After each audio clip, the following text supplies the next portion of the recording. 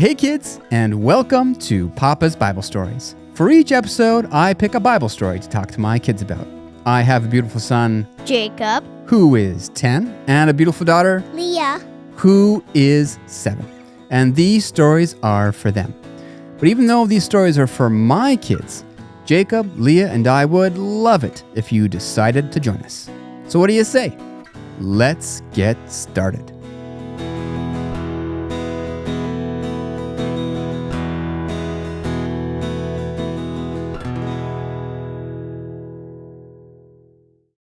So, when we last left the Israelites, they were just finishing their 40 years of wandering in the wilderness and were finally heading towards the promised land. And when they stopped at Kadesh, God stopped providing them with water because, they were really close to the promised land and there was lots of water where they were heading. But instead of celebrating, the Israelites immediately complained. And even though the Israelites were being unreasonable, God, in His mercy and patience, started providing water to the Israelites again. But in the process, Moses and Aaron had lost their cool and struck the rock instead of speaking to it.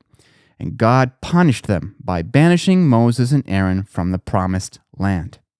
Moses and Aaron would die alongside the rebellious generation, never to see the fruit of all their life's work.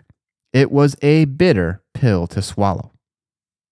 And even though the closer they got to the promised land was the closer they got to dying, Moses and Aaron wasted no time. They got right back to work fulfilling God's will and started heading towards the promised land once again. Now, even though they were close to the promised land, they still had one more country to pass through, Edom. The Edomites were the descendants of Esau. You guys remember Esau, right? Jacob's twin brother, the one who couldn't decide if he wanted the birthright? Yeah, that Esau.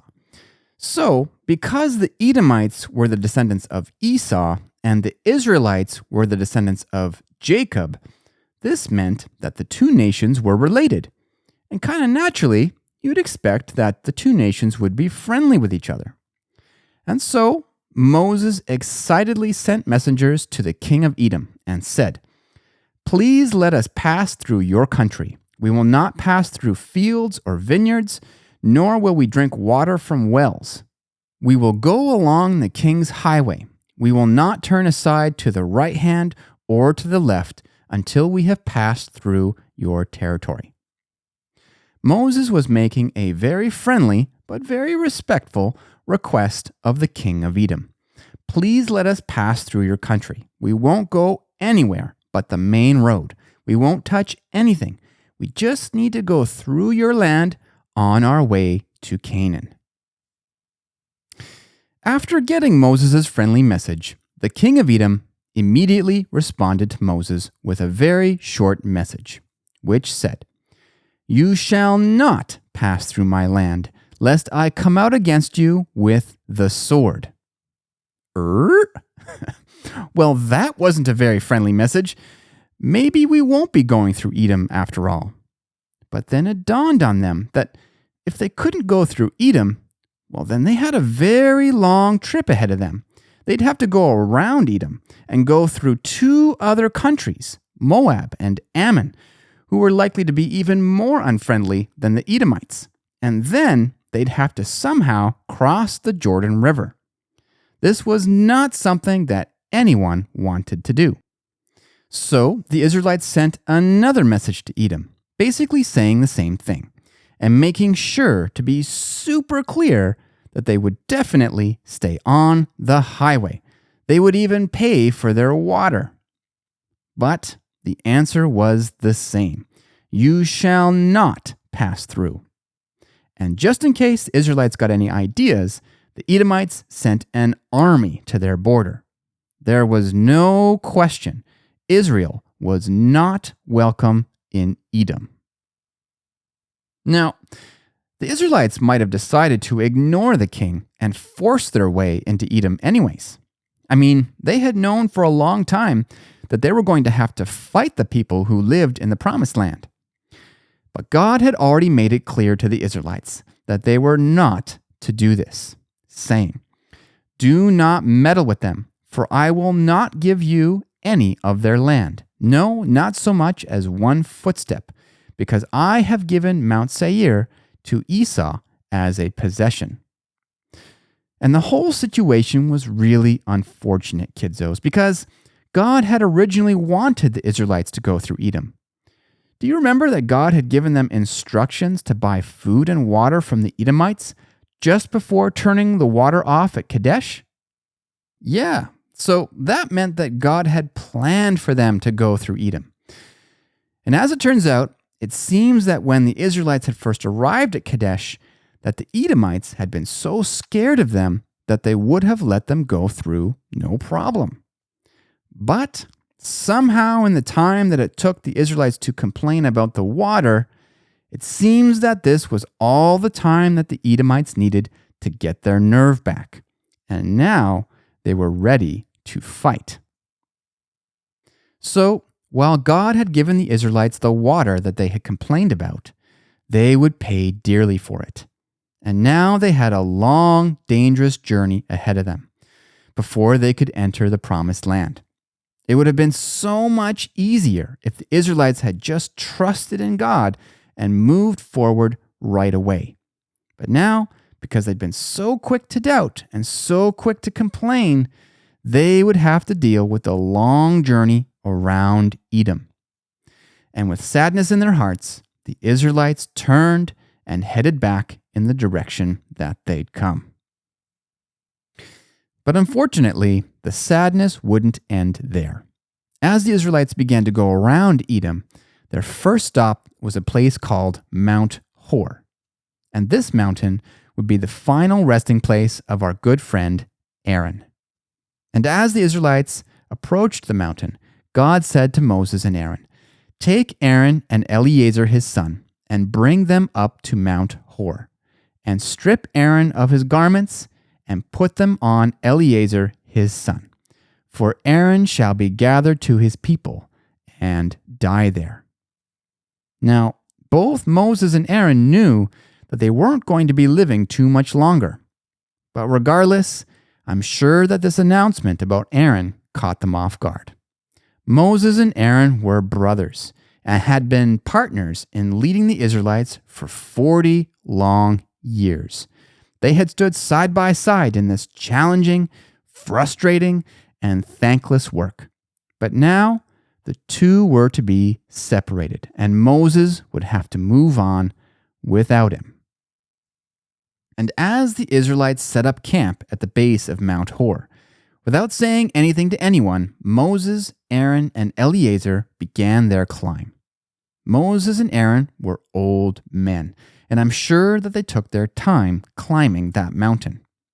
Not only because they were old, but because they would have wanted to spend every last moment with each other. And probably they spent their time talking about all the crazy things that Aaron had done in his life. Commanding Pharaoh to let the Israelites go, announcing the plagues, helping to lead the Israelites out of Egypt, walking through the parted sea, becoming high priest of Israel, watching Korah and his friends fall into the pit after challenging Aaron, running into the crowd with incense to save the people from the plague. No doubt there was a little regret for the times that he'd made mistakes, like when he'd made the golden calf, and when he and Miriam had complained about Moses, and just recently when he and Moses had taken credit for God's miracle with the water. But despite the mistakes, no one could argue whether Aaron had spent his life serving God, even if his life was ending a little earlier than it needed to. Once the three men arrived at the top of the mountain, Moses did as God had commanded. He took from Aaron all the high priest stuff that he was wearing and put it onto Aaron's son, Eleazar. And the Bible doesn't tell us exactly how it happened, but very soon after this, Aaron breathed his last and died on the top of Mount Hor. Moses and Eleazar then buried their friend and father.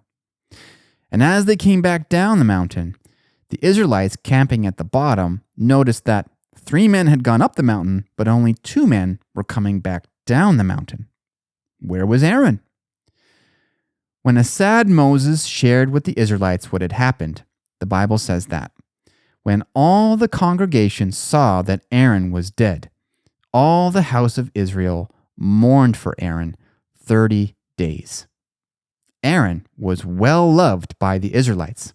I mean, between Moses and Aaron, Aaron was the nice one. And so, the Israelites spent an entire month to mourn for him and to remember all the great things that this leader had done for them. And after the 30 days of mourning were over, and the Israelites began to pack up and continue on their journey around Edom, I'm sure they spent some time thinking. First of all, if the Israelites had any doubts about whether God would actually punish Moses and Aaron, then those doubts were put to rest. They now knew, without a doubt, that what Moses and Aaron had done was serious, and that God would follow through on his punishment. And I'm sure they also thought a bit about just how easy it was to make a big mistake. What would Aaron and Moses have given to take back those few minutes where they'd lost control? Those few minutes where they'd let their anger get the best of them? But probably what they were mostly thinking about was what they were going to do when Moses died. Moses had been their leader for 40 years now. He'd led them through all kinds of craziness. He'd been with them through thick and thin. What would life be like without Moses? It was hard to imagine. Perhaps it was time to learn to lean on God for themselves. Perhaps it was time to listen to Moses like they'd never had before. But would the Israelites do this? Would they learn to trust in God for themselves? Would they treasure these last few months with their tireless leader? Well, we'll see. And we'll find out all about it next time. All right, kiddos, that's it for this one. I hope you guys enjoyed the story. In the next episode, we will continue to follow the Israelites as they journey around Edom and start to fight with some of the Canaanites. But until then, to all the kids tuning in, I hope you have an awesome day, God be with you, and I hope we'll see you next time. Bye-bye.